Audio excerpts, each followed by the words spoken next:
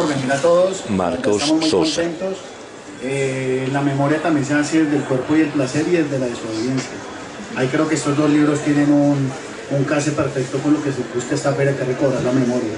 Y pues bueno, desde una óptica desobediente en el caso de Vargas Vila, que era un paria, una pátrida, un anarquista, no solamente por especulación, sino en su obra, en su vida y en sus textos lo demuestran.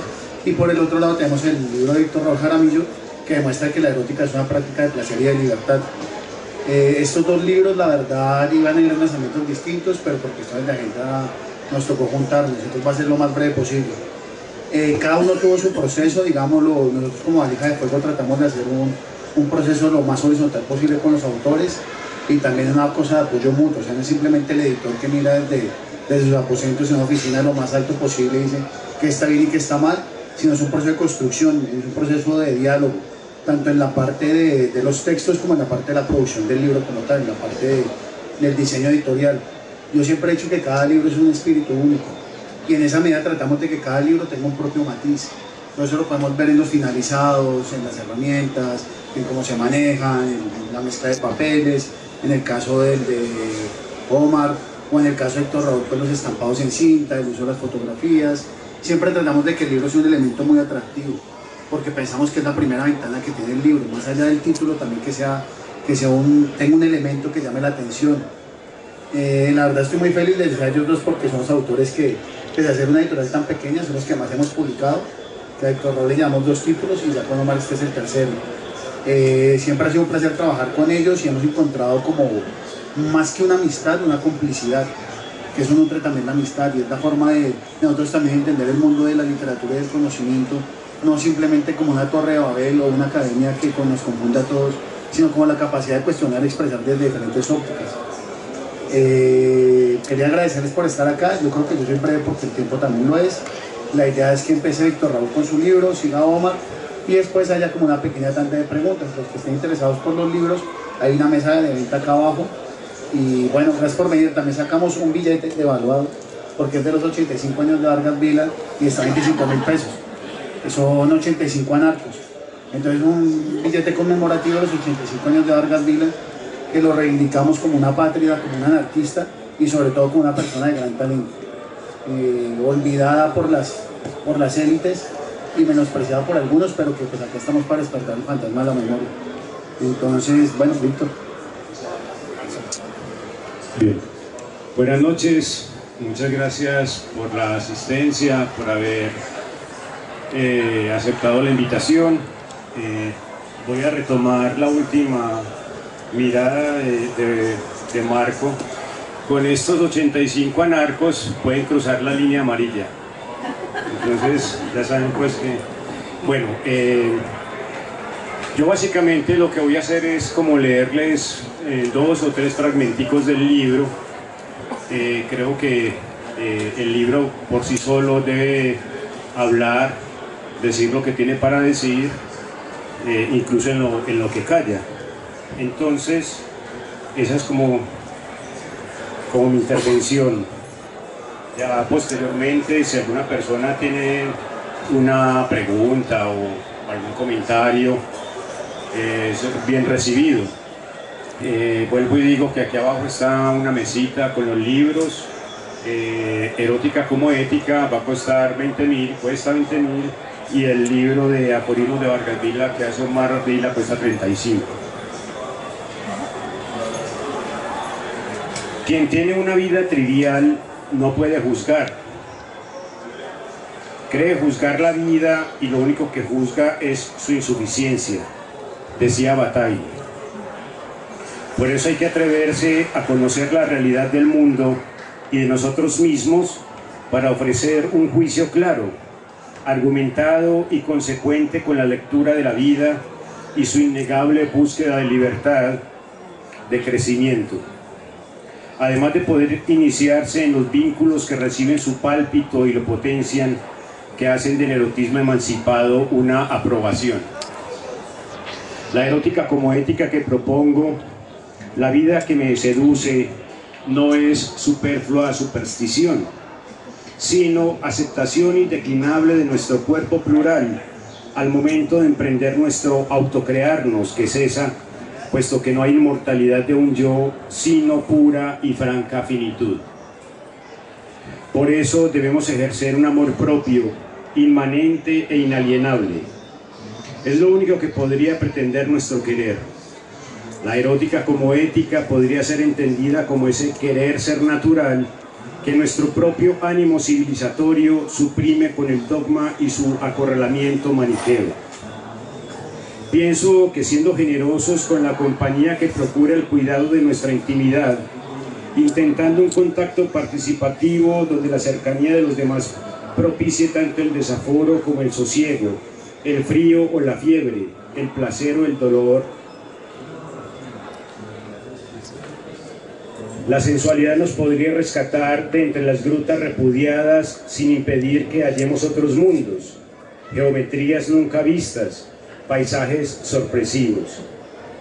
La sensualidad podría sugerir signos nuevos, inscripciones y acentos vírgenes que nuestra memoria cruzará y superpondrá como ocurre con la escritura, tal y como vuelve el día y su consiguiente noche. Para alcanzar este tipo de ofrecimientos, habremos de saber que la erótica como ética que cumplimos todos, a través de los acuerdos libres con nuestros prójimos más próximos, puede eximirnos de preocupaciones y angustias, posibilitar la dicha y la serenidad siempre y cuando no seamos parte inamovible del grupo, ese costalado de miedo tirado en la mitad de la calle, según Saramago.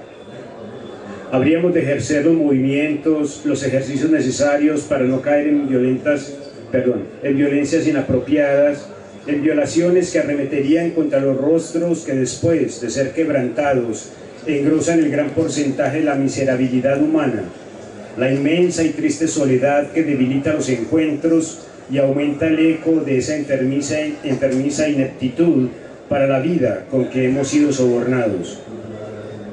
Optemos por volver a ser protagonistas de la propia vida. Hay que amarnos con la altura fundamental de nuestro abismarnos, del acontecer sufriente que potencia la búsqueda auténtica de ser cuerpo e inteligencia, palabra y sentido, creación y vida, o sea, goce, incluso como un goce de estar dispuestos para la locura y el propio abatimiento. Esto lo puede comprender todo aquel que se ha decidido por sí mismo sin ningún tipo de restricción. Y todo esto teniendo siempre en cuenta que al placer que destruye se le debe decir: detente, ya no te necesito. Agotarnos en un estar siendo mientras nos entregamos a nuestra propia destrucción, dicen algunos, implica cierto tipo de insensatez. Pero así busquemos la inmunidad de una u otra forma, seremos los artífices de nuestro final. También nos lo han dicho. Y queremos terminar bien, no torturados en medio de la asesina.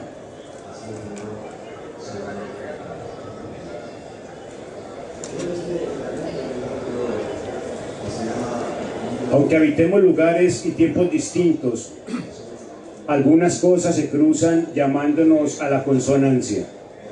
Un hombre de Tanzania y una mujer de Marruecos, un niño de Surinam y una niña de Palestina son, en lo más inseparable, en la relación amor y muerte, en sus cuerpos humillados y con hambre, en sus lágrimas saladas y en su sangre roja, tan armónicos como cada uno de nosotros que sufrimos, comillas, un país de criminales antagonismos, donde muchos puntos de encuentro son necesarios, donde solo un loco nos podría mostrar la salida, cierro comillas, según la lucidez de Jaime Jaramillo Escobar. También nos dice el inobjetable poeta: cada quien cree que el mundo se divide entre los que son como él y los que no lo son. Por eso a los jóvenes se les induce a pertenecer a algún bando, lo cual es necesario para que haya guerras. Si cada quien fuera solamente un individuo, no tendría contendor. Pero ese individuo no es un hombre aislado y prepotente, ni un ser destinado solo a sí mismo, sin vínculos con otros seres. Aquí no se está hablando de un individualismo egoísta, se está narrando la actividad vital de un ser humano autónomo en sus ideas, con capacidad para decidir junto a los demás. y al mismo tiempo la elección de alguien que no conforma partidos, ni escuelas, ni capillas. Se habla de un individuo que se sabe libre y cuya libertad abre las puertas a sus congéneres. En palabras de John Donne, la muerte de cualquiera lo afecta porque se encuentra unido a toda la humanidad. Bien, esos son como los fragmenticos breves que quería leer. Igual, pues no, en principio pues el asunto sería como agradecer a Marco, que ha sido como tan querido, tan afecto, que ha creído pues como en la escritura y en mi escritura y bueno, también pues como en los desafueros que algunas veces ocurren, que ha abierto pues como sus puertas en Bogotá en su librería y bueno, Omar Ardila.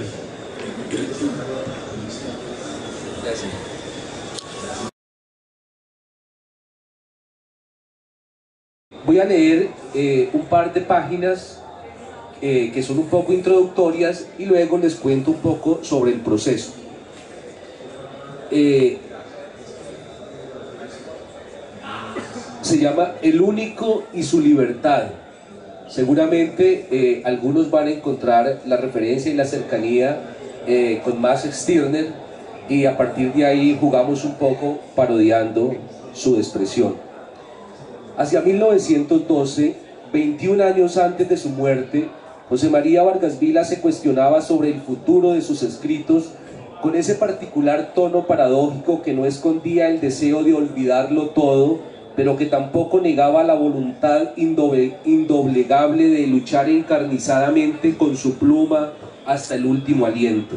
Decía Vargas Vila: ¿por qué he escrito mis memorias? Nada de ese pasado me encariña y sin embargo siento el deber de contarlo, porque ¿qué quedará de mi vida tan agitada y tan calumniada si dejo a los otros el trabajo de escribirla?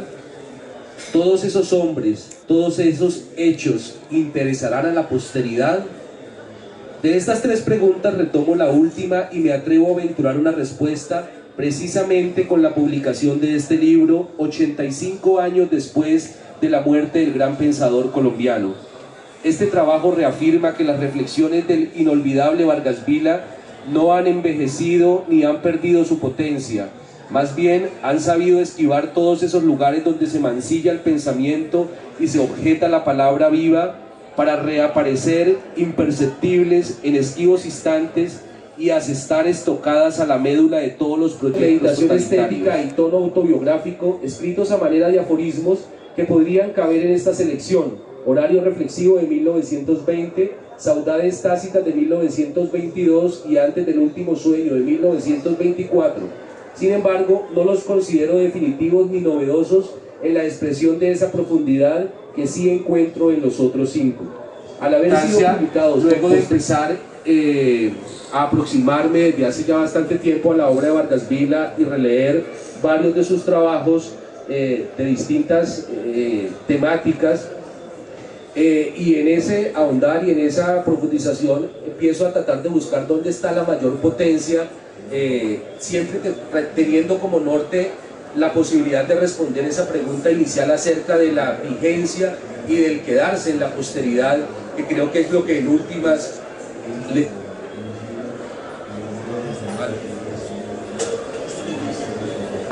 este está mejor. Que es como lo verdadero que le queda al escritor cuando la posteridad se lo reconoce.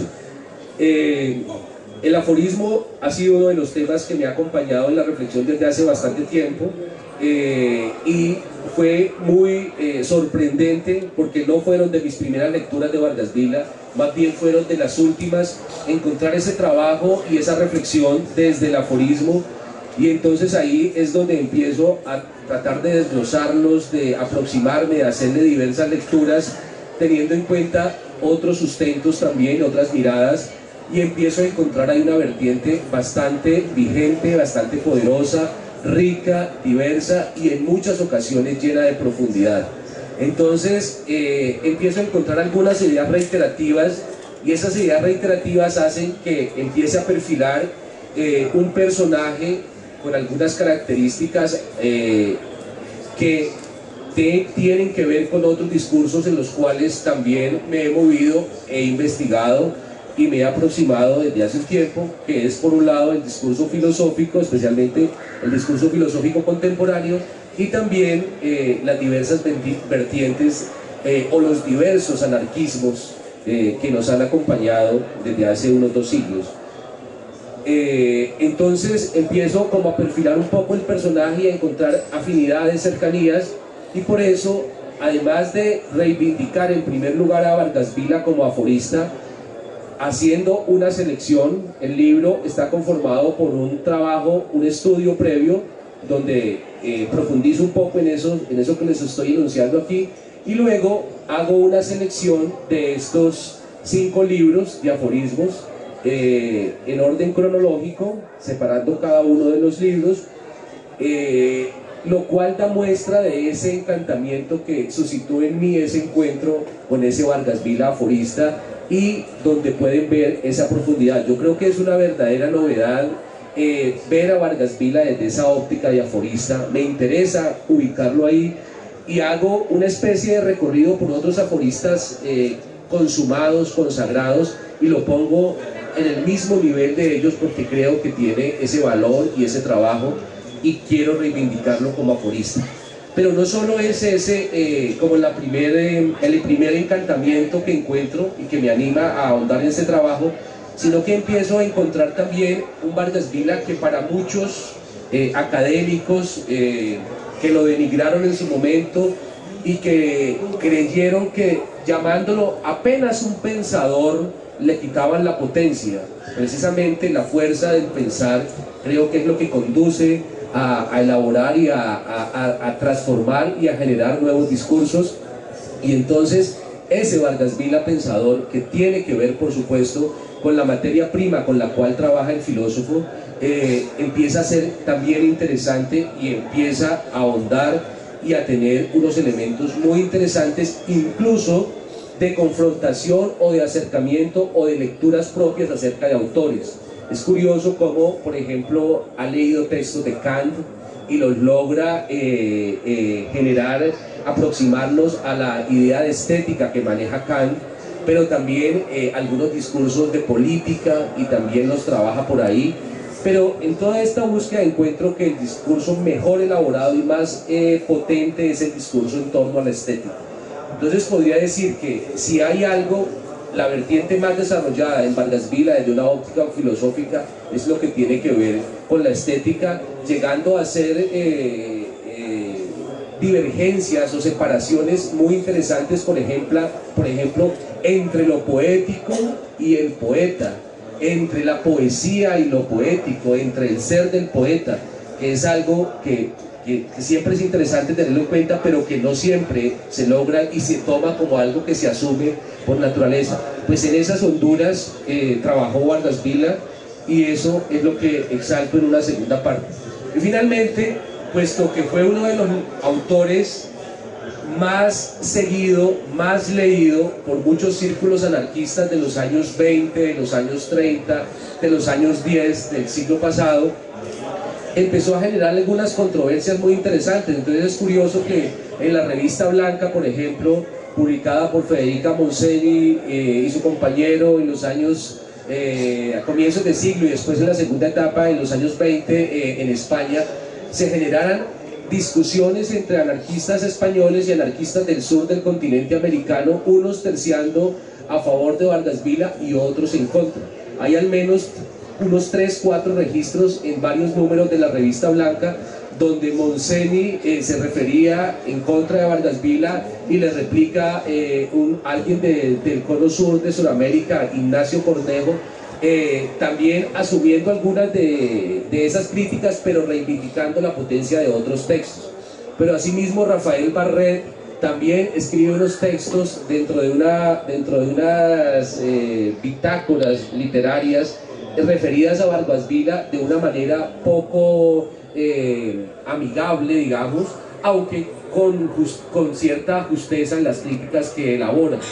Pero así muchos otros, lo cierto era que gran parte de los círculos anarquistas eran fervientes lectores de Vargas Vila y eso es una curiosidad muy interesante. Y luego empezamos a encontrar en esas referencias que él hace a Max Stirner, que son muy claras, que son muy profundas y que podemos llamar y ubicar a Vargas Vila dentro de la corriente anarcoindividualista, como también podremos ubicar a otro gran anarcoindividualista colombiano como Biófilo Panclasta. Entonces esa ubicación de ese Vargas Vila dentro de esta misma posibilidad, al lado de otros pensadores, entonces también me llevó a proponerlo, a pensarlo desde esa óptica, y ahí generé ese otro tercer momento de encuentro. Entonces más o menos eso es lo que busco con este libro, con el trabajo de selección de los aforismos, con la introducción, la reivindicación, hacer que el autor esté vivo, que el autor vuelva a generar esa polémica, que su obra está actuante.